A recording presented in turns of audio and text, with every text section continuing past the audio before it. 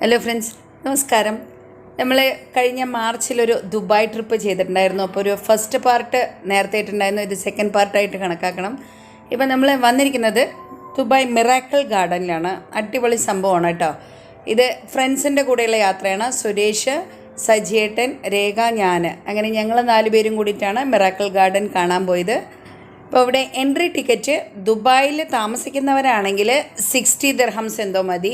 നമ്മൾ വിസിറ്റിംഗ് വിസയിൽ പോകുന്നത് 95 ദിർഹംസ് വേണം കേട്ടോ. ദിർഹം പിന്നെ ഞങ്ങൾ പോയ സമയത്ത് 22.5. അപ്പോൾ ഇൻറ്റു നമുക്ക് മൾട്ടിപ്ലൈ ചെയ്യുമ്പോൾ അറിയാമല്ലോ, വലിയൊരു എമൗണ്ടാണ് വരിക. എന്തായാലും 10,000-2,000 രൂപയുടെ അടുത്തൊക്കെ ഒരാൾക്ക് ടിക്കറ്റിന് വരണ്ട കേട്ടോ.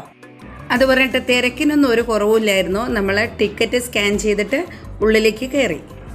ഞങ്ങൾ ദുബായിൽ ആക്ച്വലി ഒരു പ്രൊമോഷൻ വർക്കിന് വേണ്ടി പോയതാണ്. ഇത് എൻ്റെ ഫ്രണ്ട് രേഖ, അവളും ദുബായിൽ സ്ഥിരം താമസമാണ് ഇപ്പോൾ. അതേപോലെ സുരേഷിൻ്റെ ഫ്രണ്ട് അല്ലെങ്കിൽ ഞങ്ങളുടെ ടീച്ചറുടെ മകനായിട്ടുള്ള സജിയേട്ടനും ദുബായിൽ തന്നെയുള്ള. അപ്പം ഞങ്ങൾ ഫ്രണ്ട്സൊക്കെ കൂടിയിട്ടാണ് കുറച്ച് ദിവസം അവിടെ കറങ്ങിയത്. ഞങ്ങൾ വന്ന ജോലി കഴിഞ്ഞു, പ്രൊമോഷൻ വർക്ക് കഴിഞ്ഞു. അത് 2 ദിവസം ഉണ്ടായിരുന്നു, ഒരു ഗ്ലോബൽ സമ്മിറ്റൊക്കെ പങ്കെടുത്ത് അത് കഴിഞ്ഞു. ഇനി ഫ്രണ്ട്സിൻ്റെ കൂടെ ഒരു 4-5 ദിവസം കറക്കം. നല്ല ഹ്യൂജ് ഏരിയയിലാണ് കേട്ടോ ഇത് സെറ്റ് ചെയ്ത് വെച്ചിരിക്കുന്നത്. നല്ല സംഭവമായിട്ടുണ്ട് കേട്ടോ. നമുക്ക് ആ കയറി പോകുമ്പോൾ തന്നെ നല്ലൊരു വൈബാണ്.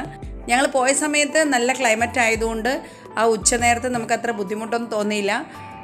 പൂക്കളുടെ കാഴ്ച മാത്രമല്ല, നല്ല ഭംഗിയുള്ള ആൾക്കാരെ നമുക്കവിടെ കാണാൻ പറ്റും, നല്ല സ്റ്റൈലിഷായിട്ട്.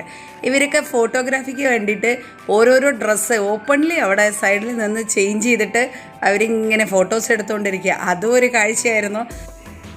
നമ്മൾ മലയാളികൾക്ക് പിന്നെ ഒരു ഡ്രസ്സ് മതി. നമ്മൾ ആ ദിവസം എവിടെയൊക്കെ ട്രിപ്പ് പോയാലും ആ ഒരു ഡ്രസ്സ് കൊണ്ട് തന്നെ പോകും. ഇനി അതിമനോഹരമായിട്ടുള്ള കാഴ്ചകളാണ് പൂക്കൾ. അതിൽ വർണ്ണന ആവശ്യമേ ഇല്ല, കാരണം എനിക്ക് വർണ്ണിക്കാൻ കഴിയൂല, അത്ര ഭംഗിയായിട്ടുണ്ട്. ഒന്ന് കണ്ടോളൂ.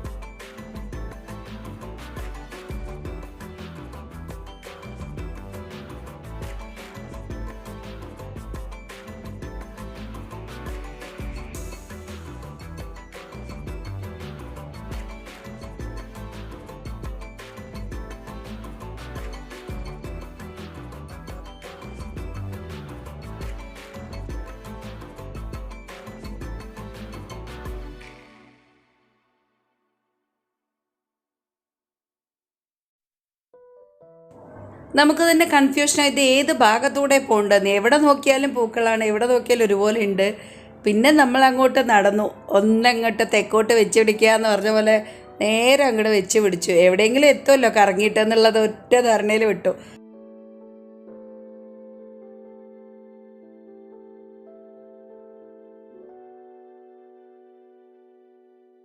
നമ്മുടെ നാട്ടിലൊക്കെ നമ്മളൊരു ഫ്ലവർ ഷോയ്ക്കൊക്കെ പോകുമ്പോൾ, ഊട്ടിയിൽ ഫ്ലവർ ഷോയ്ക്കൊക്കെ നമ്മൾ പോകും, അവിടെ തന്നെ വളരെ കുറവ് പൂക്കളായിരിക്കും. അതിന് നമ്മൾ തിരക്ക് പിടിച്ച് ഇത്രയും ദൂരം നമ്മൾ യാത്രയൊക്കെ ചെയ്തു പോകില്ലേ. ഇത് പക്ഷേ അങ്ങനെയല്ല കേട്ടോ. സംഭവം നമ്മൾ കൊടുക്കുന്ന കാശിനുള്ള കാഴ്ചകൾ അവിടെ ഉണ്ട്. പിന്നെ നമ്മൾ ദുബായ് അല്ലേ, അപ്പോൾ പിന്നെ ആ 2,000 എന്നുള്ളത് നമ്മളെ സംബന്ധിച്ച് വലിയ എമൗണ്ട് ആയിരിക്കും. അവിടെ ഉള്ളവർക്ക് 90 അല്ലെങ്കിൽ 60 കൊടുക്കുന്നത് അത്ര വലിയ എമൗണ്ട് ആയിരിക്കില്ല. പിന്നെ ഇവിടെ എമിറേറ്റ്സിൻ്റെ ഫ്ലൈറ്റ് ഉണ്ടാക്കി വെച്ചിട്ടുണ്ട് കേട്ടോ. ഫുള്ള് പൂക്കളാണ്.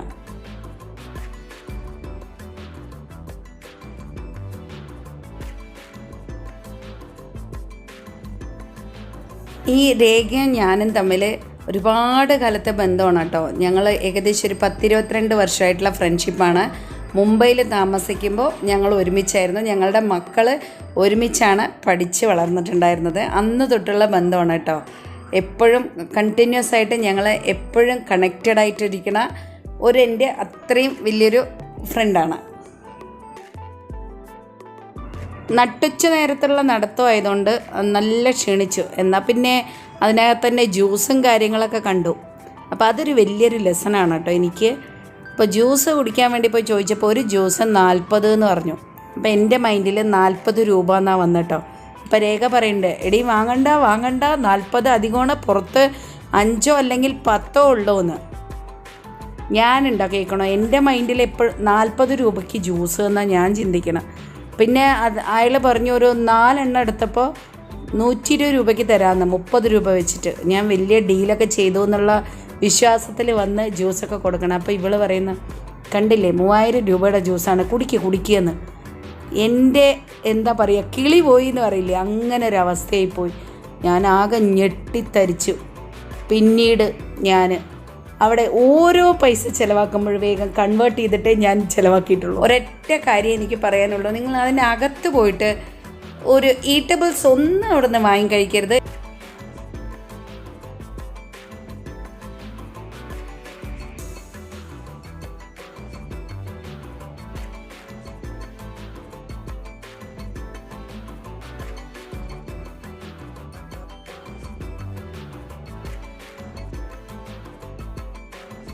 ഫുള്ള് കാഴ്ചകളൊക്കെ കണ്ട് ഞങ്ങൾ നന്നായി എൻജോയ് ചെയ്ത് അടിപൊളിയായിട്ട് ആ ഒരു ദിവസം പകുതി നേരം ഇനി ഞങ്ങൾ ലഞ്ച് കഴിക്കാനൊക്കെ പോവാണ്. ഈ ദിവസം ഇവിടെ അവസാനിച്ചിട്ടില്ല കേട്ടോ. ഇനി സിനീഷ് രാമസ്വാമി എന്നൊക്കെ പറയുന്ന ഞങ്ങളുടെ സ്കൂൾ ഫ്രണ്ട്സിൻ്റെ കൂടെ രാത്രി 12 മണി വരെ ഒരു കറക്കമുണ്ട്, ദുബായിൻ്റെ നൈറ്റ് ലൈഫ് മൊത്തം. അത് അടുത്ത വീഡിയോയിലൂടെ കാണാം. ഇതൊക്കെ ലേറ്റായിട്ട് പോസ്റ്റ് ചെയ്യുകയാണ്. ഇനി അടുത്ത കുറേ ഡൽഹി വിശേഷങ്ങളായിട്ട് വീണ്ടും കാണാം കേട്ടോ. ദുബായ് വിശേഷങ്ങൾ കുറച്ചുകൂടെ ഉണ്ട്. ബൈ.